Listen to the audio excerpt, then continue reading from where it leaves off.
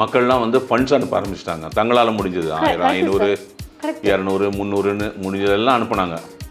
5000, 1000, 2000, 10,000ன்னு. அப்போது அது வந்து பெருசாகிடுச்சு. அது அந்த 15-20 நாளில் நிலைமை சீரடைவதற்கு ஏற்பட்டு எடுத்துக்கொண்ட நாட்கள் அந்த 2-3 வாரம். அரசாங்கத்துக்கும் அவ்வளோ அட்வான்டேஜ் இருக்குது. ஏன்னா அரசாங்கம் மட்டும் இதில் இறங்கி எதுவுமே செய்ய முடியாது, ஒரு அளவுக்கு தான் செய்ய முடியும். அவங்க மெயினாக அவங்க பண்ணுறது என்ன அப்படின்னு கேட்டிங்கன்னா, பவர் கொடுக்க முடியாது. ஏன்னா தண்ணி இருக்கிறதுனால பில்லர் பாக்ஸ்லாம் பவரில் ஃபஸ்ட்டு பவரை கட் பண்ணி உயிர் சேதம் ஏற்பட்டு விடும். ஆமாம் சார், அதை மெயினாக பண்ணிவிடுவாங்க. அதுக்கப்புறமா வந்து போலீஸுக்கு சில கெட்ட பேர்லாம் உண்டு. அவங்கள வந்து நீங்கள் இந்த மாதிரி நேரங்களில் அவங்கெல்லாம் வந்து கடவுளுக்கு நிகரான பணி செய்யக்கூடிய அந்த என்ன சொல்கிறது சமுதாயத்தின் சிற்பிகள்னே சொல்லலாம். ஏன்னா வீட்டுக்கே போக முடியாதுங்க. அந்த ஒரு வாரம் ஆனாலும் 10 நாள் ஆனாலும் அவங்க வீட்டுக்கு போனாங்களா, அவங்க புள்ள குட்டிங்க நல்லா இருக்காங்களா, அது அவங்க அவங்க அந்த அந்த நிலைமையை வந்து நான் ரொம்ப யோசித்து பார்ப்பேன். என்ன இப்படி பாவம். இந்த நாளை வந்து 25 லட்சம் மக்களுக்கு நீ வந்து குறுகிய காலகட்டத்தில் உடனுக்கு உடன் அதை சென்று செலுத்தி அவர்களுக்கு சேர்க்க வேண்டும் என்றால் அதற்கு அரசாங்கம் மட்டும் பணி செய்தால் போராது. கண்டிப்பா சார், மக்களோடு மக்கள் இறங்கி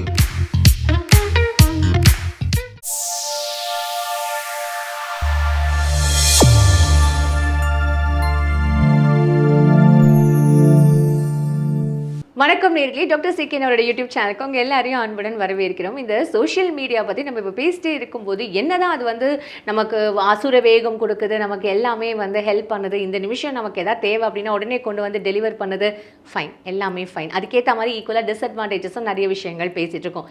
இதையும் தாண்டி வந்து இல்லை மனிதம், அப்போ வந்து இந்த ஹியூமனிட்டி அப்படின்ற பேசுகிற ஒரு விஷயம்லாம் நம்ம சோஷியல் மீடியாவில் தான் நடக்குது. அது என்னன்னு நான் சொல்கிறேன் சார், அது நான் கண்டிப்பாக உங்ககிட்டயே ஷேர் பண்ணோம் சார். இப்போ என்ன அப்படின்னா, இப்போ நம்ம அதை பற்றி தான் சார் பேச போகிறோம்.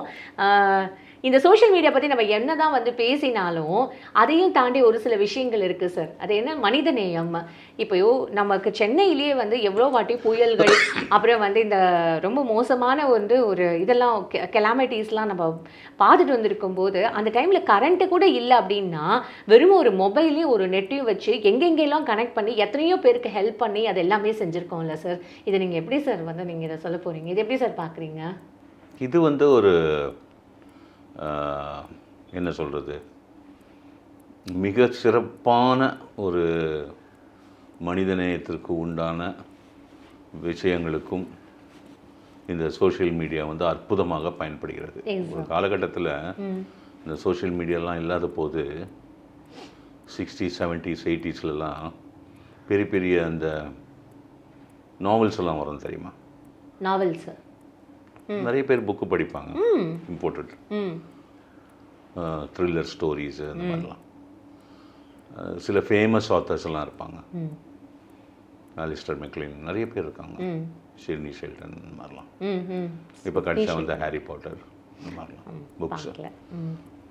அந்த புக்ஸ்லலாம் 60s, 70s, 80sல 1938 ஆரம்பித்து 45 செகண்ட் வேர்ல்டு வார் முடியுதில்ல, அப்போ நிறைய நாடுகளை ஜெர்மனி ஆக்கிரமித்த போது அந்த நாடுகளில் இருந்த விஞ்ஞானிகள் மாட்டிக்கினவங்கெல்லாம் வந்து எடுத்துகிட்டு போயிட்டாங்க, எஸ்கேப் ஆனவங்கெல்லாம் இருக்காங்க. ஓகே. அப்போ அந்த புக்லேயே ஒரு நடுவில் ஒரு ஷீட் வரும், அந்த ஃபோட்டோவோட ஒரு பேர் போட்டு scientist missing, to you have any information அப்படின்னு. சார் என்ன சார் சொல்கிறீங்க? நிறைய புக்ஸ் இருக்குமா, அப்படியா இருக்கும்? அந்த புக்லேயே வரும். அதுக்கப்புறம் வேர்ல்டு வார் முடிஞ்சிடுச்சு இல்லை, 60s, 70s, 80sலாம் அந்த மாதிரி நிறைய புக்ஸில் நிறைய பார்த்துருக்கேன் நான். இதை பற்றி தகவல் இருந்தால் சொல்லுங்கள் அப்படின்னு சொல்லி வரும். ஏன்னா மில்லியன்ஸ் கணக்கில் அந்த புக்ஸை வாங்கி படிக்கிறாங்கல்ல. புரியுதா? புரியலையா? புரியுது சார். ரெஸ்பான்ஸ் கொடுக்கணும், அப்படியே இருக்கக்கூடாது குவைட்டாக. இப்போ யாராவது ஒருத்தர் காணாமல் போனால் டிவியில் போடுறல்லம்மா. ஆமாம் சார். உன் டிவிலெலாம் போடுவிய, இவரை பற்றி ஏதாவது விவரம் கிடைத்தால் இந்த தொலைபேசியை தொடர்பு கொண்டு விவரங்கள் அளிக்கவும்னு. அப்போ இல்லை, அது மாதிரி அந்த காலத்தில் வந்தது. இது வந்து ஒரு மனிதநேயம் சம்மந்தப்பட்டது தான். இப்போ வந்து நேச்சுரல் டிசாஸ்டர்ஸ் நடக்கும்போது ம் சுனாமி, பூகம்பங்கள், வெள்ளம், ம் மழை வெள்ளம் தான் மழை வெள்ளம், அதுக்கப்புறமா புயல், புயல். கரெக்ட். இந்த மாதிரிலாம் வரும்பொழுது ஒரு நகரமே வந்து சிதைஞ்சு போகுது. தண்ணிலாம் வந்து வீட்டுக்குள்ளெல்லாம் தண்ணி வந்து, எக்ஸாக்ட்லி சார். அப்போது அந்த நெட்வொர்க்கிங் இருக்குது பாருங்கள், அந்த நெட்வொர்க்கிங்க்கு சோஷியல் மீடியா தான் அல்டிமேட். ஆமாம் சார், வேற லெவல் சார் அது. அல்டிமேட் அதுதான். நெட் வழியாக வந்து எனக்கு தெரிஞ்ச ஒருத்தர் அந்த 2015 இதில் ம் அவ்வளோ பேர் அடிபட்டதுனால கடன்னு ஒரு 10 பேர், எல்லாம் சின்ன பசங்க, ம் கையில் இருந்த காசை போட்டு ஒரு வாட்ஸ்அப் பேஜ் ஆரம்பித்து சாப்பாடு பண்ணி அவங்களுக்கு பிச்சைக்காரங்களுக்கெல்லாம் கொடுக்க ஆரம்பித்தாங்க. அவங்களுக்கு வழியே இல்லை, ம் கொடுக்க ஆரம்பித்தாங்க. ஒரு எல்லாருக்கும் ஒரு பொட்டலம் காலையில் மத்தியானம் சாயங்காலம்னு ம் அவங்க வாட்ஸ்அப் பேஜ் ஆரம்பித்தா அதில் அதை பார்த்துட்டு மக்கள்லாம் வந்து ஃபண்ட்ஸ் அனுப்ப ஆரம்பிச்சிட்டாங்க. தங்களால் முடிஞ்சது 1000, 500, கரெக்ட். 200, 300ன்னு முடிஞ்சதெல்லாம் அனுப்புனாங்க. 5000, 1000, 2000, 10,000ன்னு. அப்போது அது வந்து பெருசாகிடுச்சு. அது அந்த 15-20 நாளில் நிலைமை சீரடைவதற்கு ஏற்பட்டு எடுத்துக்கொண்ட நாட்கள் அந்த 2-3 வாரம் அவங்க வந்து அவ்வளோ சிறப்பாக பணி செஞ்சு எத்தனையோ பேருக்கு உணவு கொடுத்து எல்லாரையும் காப்பாற்றினாங்க. இந்த மாதிரி இருக்குது. இந்த மாதிரி காலகட்டங்களில் வந்து நெட்டு வழியாக வந்து துணிமணி கலெக்ட் பண்ணுவாங்க. உங்கள் வீட்டில் உங்களுக்கு பயன்படுத்தாத துணிமணிகள் இருந்தால் கொடுங்க. ஏன்னா எல்லார் வீடுங்க எல்லாம் அடிச்சுன்னு போயிடுச்சு இல்லை, துணிமணி இல்லாமல் நிற்கிறாங்க. ஸோ அது எதாக இருந்தாலும் அது எல்லாத்தையும் கலெக்ட் பண்ணி அது எல்லாத்தையும் சைஸ் வாரியாக பிரித்து எந்தெந்த ஏரியாவில் வந்து நீடடுன்னு தெரிஞ்சுக்கின்னு அங்கெல்லாம் எடுத்துன்னு போய் டிஸ்ட்ரிபியூட் பண்ணி இதெல்லாம் பண்ணுறது. அதுக்கப்புறமா வந்து உடனே இன்ஃபர்மேஷன் பாஸ் பண்ணுறது. இந்த ஏரியாவில் சுத்தமாக 2 நாளாக பாலே வரல அப்படின்னோடனே உடனே எங்கே போய் கலெக்ட் பண்ணுமோ அங்கே பால்லாம் கலெக்ட் பண்ணி போட்டு வழியாக எடுத்துன்னு போய் முதல்ல குழந்தைங்களுக்கெல்லாம் அந்த பாலை கொடுக்கறது. அந்த மாதிரி இதெல்லாம் வந்து நெட்டு வந்து நிறைய இன்ஃபர்மேஷனு. நிறைய பேர் வந்து தங்களுடைய செல்ஃபோனை பயன்படுத்திக்கிட்டாங்க. தங்களுடைய தெரிஞ்சவங்களுக்கு ஃபோன் பண்ணி இந்த மாதிரி நான் 2 நாளாக எங்கள் வீட்டுக்கு 8 அடி தண்ணி இருக்குது, இறங்க முடியாது, கரண்ட்டும் இல்லை, இன்வெர்ட்டர் இருக்கிறதுனால அதை பேட்ரி இது செல்ஃபோன் சார்ஜுக்கு மட்டும்தான் யூஸ் பண்ணிகிட்ருக்கேன், மெழுகு வச்சு தான் யூஸ் பண்ணுறேன், சுத்தமாக என்கிட்ட கேஸும் தீர்ந்து போச்சு, சாப்பாட்டுக்கு ஒன்றுமே இல்லை, பொருளுக்கு தான் நான் சமைக்கிறதுக்கு வழி இல்லை, எனக்கு ஏதாவது ப்ரெட்டு ஊறுகாய் அந்த மாதிரி ஏதாவது கொடுத்து உதவுனீங்கன்னா நல்லாயிருக்கும்னு சொல்லி தங்களுடைய சொந்த பந்தங்களுக்கு, தெரிஞ்சவங்களுக்கு, ஃப்ரெண்ட்ஸுக்கு, கொலீக்ஸுக்கு இன்ஃபர்மேஷன் அனுப்பிச்சு அவங்க பேக்கேஜ் ரெடி பண்ணி போட்டு வழியாக இல்லை போட் எடுத்துன்னு போய் அவங்கள இறக்கி போட்டு வழியாக கொண்டாந்து சேஃபர் பிளேஸஸ்க்கு எடுத்துன்னு வந்து ஃப்ரெண்டு வீட்டுகளில் தங்க வச்சு இந்த மாதிரி ஒரு அலோகலம் வரும்பொழுது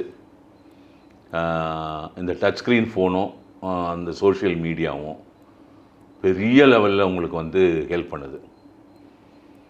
இதில் வந்து மக்களுக்கு வந்து அவ்வளோ அட்வான்டேஜ் இருக்குது, அரசாங்கத்துக்கும் அவ்வளோ அட்வான்டேஜ் இருக்குது. ஏன்னா அரசாங்கம் மட்டும் இதில் இறங்கி எதுவுமே செய்ய முடியாது, ஒரு அளவுக்கு தான் செய்ய முடியும். கரெக்ட். அவங்க மெயினாக அவங்க பண்ணுறது என்ன அப்படின்னு கேட்டிங்கன்னா பவர் கொடுக்க முடியாது. ஏன்னா தண்ணி இருக்கிறதுனால பில்லர் பாக்ஸ்லாம் பவரில் ஃபஸ்ட்டு பவரை கட் பண்ணி உயிர் சேதம் ஏற்பட்டு விடும். ஆமாம் சார், அதை மெயினாக பண்ணிவிடுவாங்க. அதுக்கப்புறமா வந்து எப்படி வாட்டர் லாகை ரிலீஸ் பண்ணலான்றதுக்கு ஒர்க் பண்ணிகிட்டு இருப்பாங்க. ஒரு செட் ஆஃப் பீப்புள், கவர்மெண்ட், அந்த போலீஸ்காரங்கள்லாம் வந்து ரொம்ப வீட்டுக்கே போகாமல் காவல்துறை நண்பர்கள் அவங்களுடைய பணியை வந்து நீங்கள் வந்து என்ன சொல்கிறது, கடவுளுக்கு நிகரான பணி அது. அந்த காவல்துறை நண்பர்கள் அதில் பெண் காவலர்கள், ஆண் காவலர்கள், இர்ரெஸ்பெக்டிவ் ஆஃப் இது, அவர் ஏசியாக இருக்கலாம், டிசியாக இருக்கலாம், புரியுதுங்களா, இன்ஸ்பெக்டராக இருக்கலாம், எஸ்பியாக இருக்கலாம், எல்லாமே ஃபீல்டில் இருப்பாங்க. வீட்டுக்கே போக முடியாது. எக்ஸாக்ட்லி. ஏன்னா அவங்களுடைய பணிகள் வந்து ரொம்ப அதிகம்.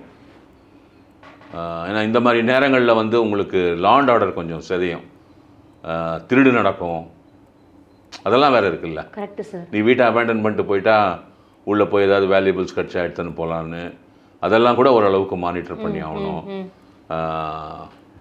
இந்த மாதிரி ரொம்ப வயோதிகத்தில் இருக்கிற வயதானவர்களை தண்ணீர் சூழ்ந்த நிலையில் தங்கள் தோளில் தூக்கி வந்து காப்பாற்றிய காவல்துறை நண்பர்கள்லாம் இருக்காங்க. அது நீங்கள் சோஷியல் மீடியாலலாம் அது அந்த ஃபிலிமே போட்டிருப்பாங்க, வீடியோவே போட்டிருப்பாங்க. அவங்களுடைய உயிரை பணைய வச்சுலாம் அந்த வேலையை செய்வாங்க அவங்க. நம்ம வந்து ஒரு போலீஸுக்கு சில கெட்ட பேர்லாம் உண்டு. அவங்கள வந்து நீங்கள் இந்த மாதிரி நேரங்களில் அவங்கெல்லாம் வந்து கடவுளுக்கு நிகரான பணி செய்யக்கூடிய அந்த என்ன சொல்கிறது சமுதாயத்தின் சிற்பிகள்னே சொல்லலாம். ஏன்னா வீட்டுக்கே போக முடியாதுங்க. Correct sir, correct. அந்த ஒரு வாரம் ஆனாலும் 10 நாள் ஆனாலும் அவங்க வீட்டுக்கு போனாங்களா, அவங்க புள்ள குட்டிங்க நல்லா இருக்காங்களா, அது அவங்க அவங்க அவங்க அந்த அந்த நிலைமையை வந்து நான் ரொம்ப யோசித்து பார்ப்பேன். என்ன இப்படி பாவம், தூக்கமும் இருக்காது, தூங்கவும் முடியாது, ஒரு மனுஷன் எவ்வளோ தான் வேலை செய்ய முடியும். இது வந்து ஒரு மிக சிறப்பான ஒரு ஏரியா. இந்த ஃபுட் டிஸ்ட்ரிபியூஷன் இருக்கு பாருங்கள், குக்டு ஃபுட் டிஸ்ட்ரிபியூஷனு, எந்த ஏரியாவுக்கு சாப்பாடு ரொம்ப அதிகம், NGOs தான் சார் அவங்க எல்லாம். ஆமாம், வாட் எவர் தன்னார்வலர்கள்லாம் வந்து வேற லெவலில் இறங்கி வந்து ஒவ்வொரு வாட்டியும் செய்வாங்க சார் அவங்க. ஆமாம்மா, அதாவது அரசாங்கம்ன்றது ஒரு பெரிய மிஷினரிமா, ஒரு மிகப்பெரிய மக்கள் தொகை. ஒரு இன்னைக்கு சென்னையில் வந்து 1 கோடிக்கும் அதிகமான மக்கள் இருக்கிறார்கள். அதில் வந்து ஒரு 25 லட்சம் பேர் பாதிச்சிட்டாங்கன்னு வச்சுங்களேன். இந்த 25 லட்சம் பேருன்றது எவ்வளோ பெருசு தெரியுமா? சார், ஒரு சேப்பாக் ஸ்டேடியம் ஃபுல்லானா 60,000 பேர் உட்காரலாம். 25 லட்சம் பேர் எவ்வளோ இருக்கும் பாரு. கண்டிப்பாக இவ்வளோ பேருக்கு வந்து அடிப்படை ஆதாரம்னு வரும்போது தண்ணி, குடிக்கிறதுக்கு தண்ணி வேணும், அதுதான் பிரதானம். அப்புறம் உணவு, ஒரு சில காரிய காரணங்களுக்காக கொஞ்சம் மின்சாரம், கேஸ் வசதி, இதுதான் 4. இந்த 4 வந்து 25 லட்சம் மக்களுக்கு நீ வந்து குறுகிய காலகட்டத்தில் உடனுக்கு உடன் அதை சென்று செலுத்தி அவர்களுக்கு சேர்க்க வேண்டும் என்றால் அதற்கு அரசாங்கம் மட்டும் பணி செய்தால் போராது. கண்டிப்பா சார். மக்களோடு மக்கள் இறங்கி தன் சக மக்களுக்கு உதவுவா அந்த தன்னார்வல தொண்டுகள் நிறுவனங்கள் இவங்க வந்து NGOஸ்லாம் வந்து இறங்கி, இல்லை பர்சனலாக NGOனே தேவையில்லைம்மா, நீ ஒரு 4 பேருக்கு ஹெல்ப் பண்ண. ஆமாம் சார், இப்போது NGOனே இல்லை, இதுக்காகவே வந்து நான் பார்த்துருக்கேன் சார். இன்டர்நெட்டில் வந்து ஐ மீன் என்ன இந்த ட்விட்டர் ஆகட்டும் சரி, இல்லை இன்ஸ்டாகிராம் ஆகட்டும் சரி, ஒரு குரூப் மாதிரி ஒரு கிரியேட் பண்ணி எல்லாரும் எந்தெந்த ஏரியாவில் இருக்கீங்க எல்லாருமே வந்து சேர்ந்து இதை பார்த்து இங்கே இந்த ஏரியாவில் இந்த ஹெல்த் தேவைப்படுது, அங்கே அந்த ஹெல்த் தேவைப்படுது அப்படின்னு சொல்லி டிஸ்கஸ் பண்ணி எவ்வளோ விஷயங்கள் பண்ணியிருக்காங்க சார். அதை கண்டிப்பாக இந்த தருணத்தை நான் அந்த அப்ரிஷியேட் பண்ணுறேன் சார். ஆமாம், இந்த மாதிரி வந்து நேச்சுரல் டிசாஸ்டர்ஸ் டைமில், இயற்கை பேரிடர் காலங்களில் உங்களுக்கு மிகப்பெரிய மக்கள் தொகை அதில் மாட்டிக்கொண்டு அடிப்படை ஆதாரங்களுக்கு அவர்கள் கஷ்டப்படுவார்களே. ஆனால் அது வந்து இந்த மாதிரி இணையதளம், சோஷியல் மீடியா வந்து அதில் வந்து மிகப்பெரிய ஒரு பங்கு வகிக்கிறது. கண்டிப்பாக சார், இதை வந்து நம்ம மறுக்கவே முடியாது. இது வந்து நமக்கு கிடைத்த இந்த சோஷியல் மீடியா இந்த மாதிரி காலகட்டங்களில் நமக்கு கிடைத்த மிகப்பெரிய பொக்கிஷம் என்றே சொல்ல வேண்டும். வணக்கம். நன்றி சார். இந்த தருணத்தில் நான் கண்டிப்பாக எல்லா வந்து தன்னார்வலர்களுக்கு, அப்புறம் வந்து நிறைய பேர் வாலண்டியராக வந்து ஹெல்ப் செஞ்சவங்க, குரூப் ஃபார்ம் பண்ணி எங்கே இருந்தாலும் ஏதாவது கண்டிப்பாக மக்களுக்கு போய் அந்த ஹெல்ப் சேர்ந்துடணும் அப்படின்னு நினச்ச அத்தனை பேருக்குமே வந்து நாங்கள் பாராட்டுகளும் நன்றிகளையும் தெரிவிச்சுக்கிறோம். மீண்டும் அடுத்த எபிசோடில் உங்களை வந்து மீட் பண்ணுறோம். அதுவரை உங்களிடமிருந்து விடைபெறுவது உங்கள் அம்ருதா.